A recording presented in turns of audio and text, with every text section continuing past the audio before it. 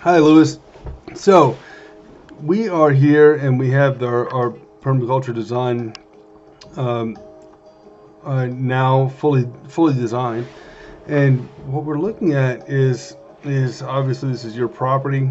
And what I want to do here is I want to walk you through what I saw in the property, and so why I I put the property in this or why I designed it in this way. And I want to kind of walk you through where everything is, and so you can feel right at home. And hopefully this is a design that you and your wife thinks is will work out well for you. As we discussed, whenever I first started, I was going to design the property as much as I could, and you're welcome to change whatever you want. It's your property, but I was going to design the property as much as I could to be completely functional and with as much water as possible. Okay, so what we're looking at here is obviously after a large event. Let's go to your property here in Google Earth. I looked at your depths. Okay, and I looked at um, how much property you have, which is a significant amount, and how much we can actually utilize for permaculture purposes.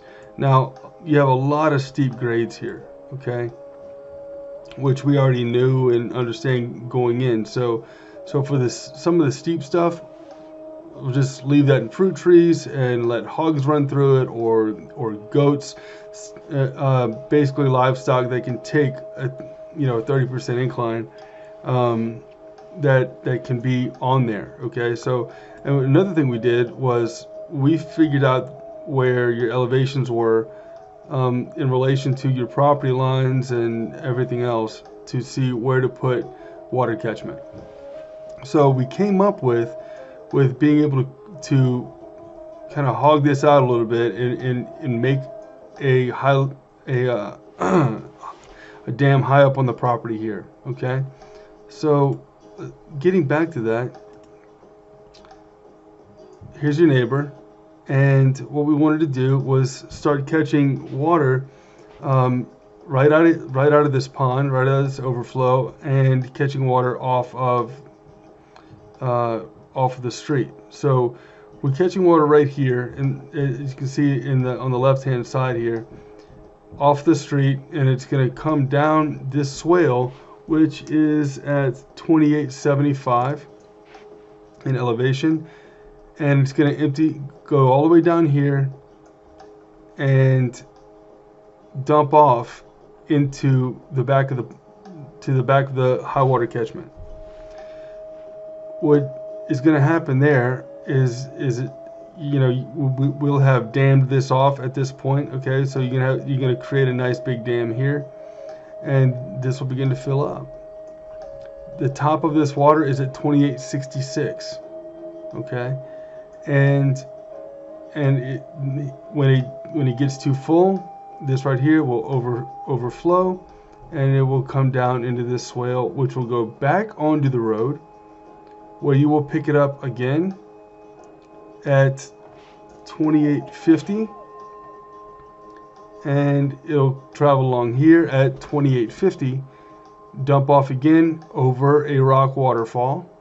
Okay, so you can place rocks all through this area and create a rock waterfall and a little bridge right here, and it'll dump into this pond here.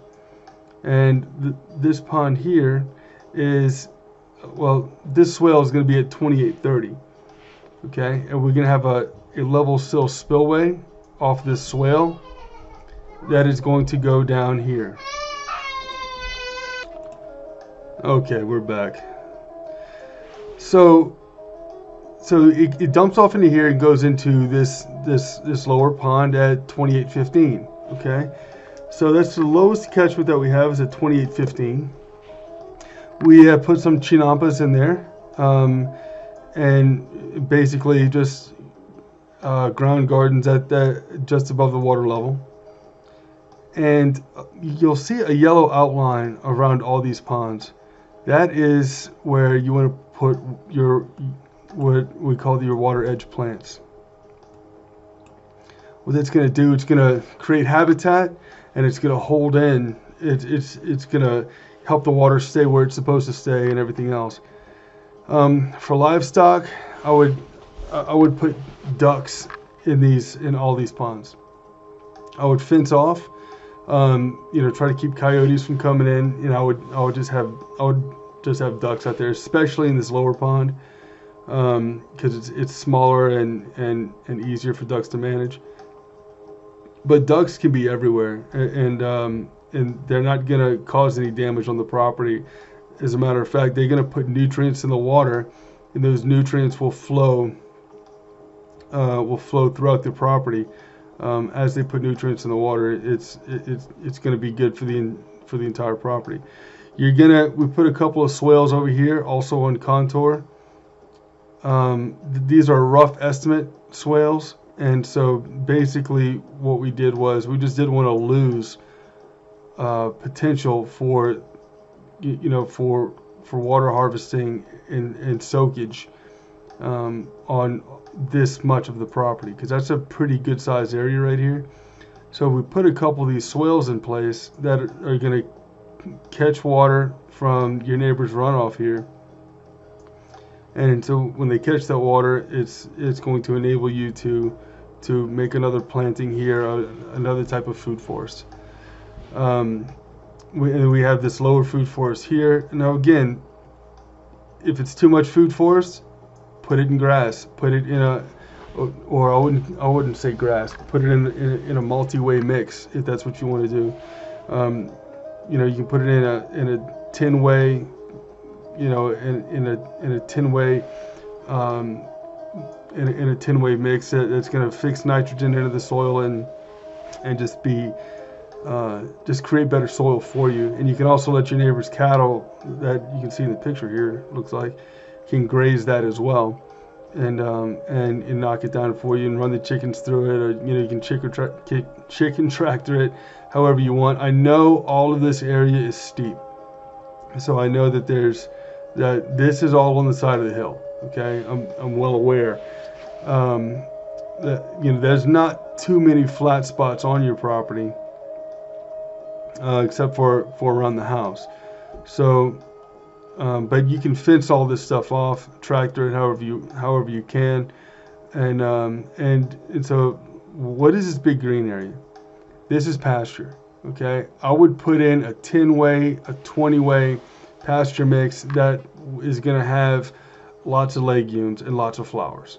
Okay, I like lots of legumes. I like lots of flowers, and lots of stuff like alfalfa, buckwheat, hairy vetch, right? And stuff that's gonna bloom and be pretty at the same time. This right here, we talked about you having some goats, and this right here would be able to provide everything you ever wanted to do with goats on your property, unless you wanted to, get into the business of breeding and have a bunch of meat goats or whatever the case is. This right here could contain your goats. I showed it being fenced. And then at the same time, we put a couple of ground gardens in there where they could, give them some graze, planted some browse in there as well, and you could also release them out into this pasture. There's plenty of water access for them and everything else to be very, very happy goats. You would have to build this out, to build this lower pond, you'd have to dig this out and create the pond on contour at 2815. Is what we did here. Okay. So we just made this a dam. And coming out of the house, you have your ground gardens, of course. You have your raised beds. Here's your chicken coop. Zoom in on this a little bit for you. Here's your chicken coop. Here's your compost area. And notice the stuff that you're going to be visiting more often. You go to the coop every single day to get eggs. You can go mess with the goats every single day, and so that stuff is all really close in. Your garden's very close in. It's all what we call zone 1. So in your zone 1, you're gonna have goats, and you're gonna have your gardens, and you're gonna have your chicken coop, and that's basically all you need in zone 1. And then we created some paths. We have a path that goes along the top of this levee here. So you have a dam on this middle dam. You're gonna be able to have a path there. Have a path go along the side of it. And we're trying to create seclusion. Okay, so we've got lots of trees. I want if it was me, I'd put bamboo all over the place because it creates a cooler environment. Bamboo is very tall, and it creates a cooler environment. I would go with Bambusa Old Hamii, okay? And Bambusa Old Hamii is going to clump together. If you watch any of Jeff Lawton's videos on Zaytuna Farm, you see these big clumps of bamboo. That's Bambusa Old Hamii, all right? You live in a perfect environment for that, especially if there's water available.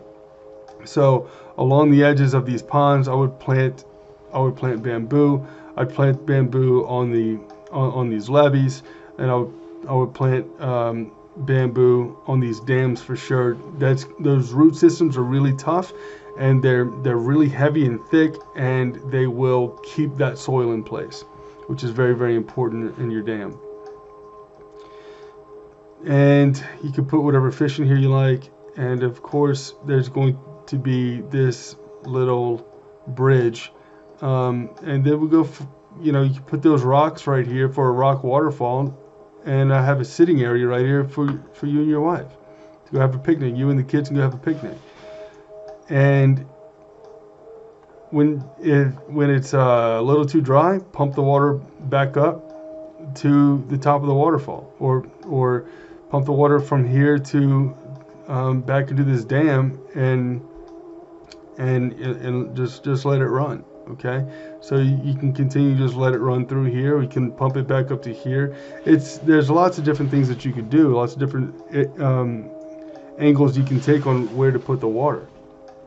But you would have that option. You even have the option to drill a well, and from your well go or utilize your well, or however you have it set up. I think you have a community system set up, and just go ahead and pump water to the top of the property and fill up everything. Do it in the middle of the night if you have to. And so you can pump water up to the top of the property and fill up the whole deal. So yeah, your property, came out. I think what I envision. Google's really cool because it allows me to do almost like a walkthrough of your contour of your land. So now I can back up all the way to the street, and I can take a look. Okay, here's your house, and here's what we're looking at going through, and I can see how steep these grades are. And I can see where your pond's going to be, and so here's your neighbor's pond. Here's the top of your property, and now we can scroll down here and say, okay, well, this is a good spot, and so we'll take this flat spot right here is going to be your first dam. Okay, dig all this stuff out and make a dam across here. All right, so essentially what you're going to be doing is digging this stuff out of here and stacking it on this side and making a nice deep dam, and it will be deep, which is really cool. And you do the same thing a little further back. Dig out and make a dam. Okay, and all you're doing for that dam right there is really coming across here with a swale. This is not going to be a deep dam. This is not going to be a dam that's going to be 20 feet deep. We're only talking a few feet deep here, but what it will do is that it'll you come across here straight across with the swale at 2830, and you keep it on contour going across here, and that's what this is. comes across right here, and just build that dam right here. And this is only 8 feet deep or so, and he goes up to nothing. And so start off here at 2830 and just follow it across and just build the dam and pick it back up here on contour. It's this is an easy one. Now then, of course, we look for other flat spots that we can utilize. So as that 2830 is coming around, as the dam's coming around, we're going to dig this spot out at 2815, and we're going to build it up on the back side and create another dam right here. Okay, and all of this can be planted, and remember, you're going to have a lot more surface area that you're going to be catching. I mean, you're going to be catching a lot more water now, so your property is going to be a lot more hydrated than everybody else's property. It's not going to be this brown color anymore. Okay, you know, this photo was taken July 15th, 2016. You see how dry and dead everything is. Well, now we're going to be able to catch enough water to where hopefully it'll stay a lot more green than dead, than brown. You know, and that's when you can do that, you're doing all you can. You see, you're doing all you can. And right now, instead of letting water run off, we're just gonna. To me, the focus on this project was water, and so I think that, you know, we have a pretty good grasp of as much water as we can possibly catch on this property. And in your food forests here, you can plant these however you like. There are multitudes of fruits that will grow in your area, as you know. A lot of tropical fruits can grow. So just be open to all that stuff. You know, but all these fruits, you're gonna have an abundance of fruit trees. You're gonna have abundance of nuts. You know, you can have pecan, I guess, and we'll get into that in the write-up. But you can have a lot of stuff here for you. I hope that this is what you were looking for. It was a fun project. It was one of the more challenging projects. We had a fire at our church, and so I've been a little preoccupied. I've had some other stuff going on, very busy everywhere else. But this was one of the more challenging projects as far as the contours are concerned. Being able to, you know, do this semi-accurately, you know, moderately accurately without actually being on site. I think we did a good job. I think we captured it here. And, you know, knowing that none of this is flat, I think we do a really good job, because we're looking at a 36-foot drop here between this dam and this one. That's high. So if we're at 2866 up here at the level of this dam, it's at 2866. That means, and this at 2830. That's 36 feet, man. That's 4 stories. I mean, that's a drop for sure.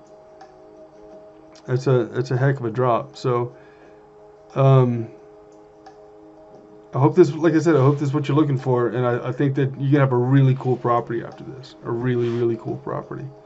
So, so good luck with it. God bless, and I hope you enjoy it. Bye bye.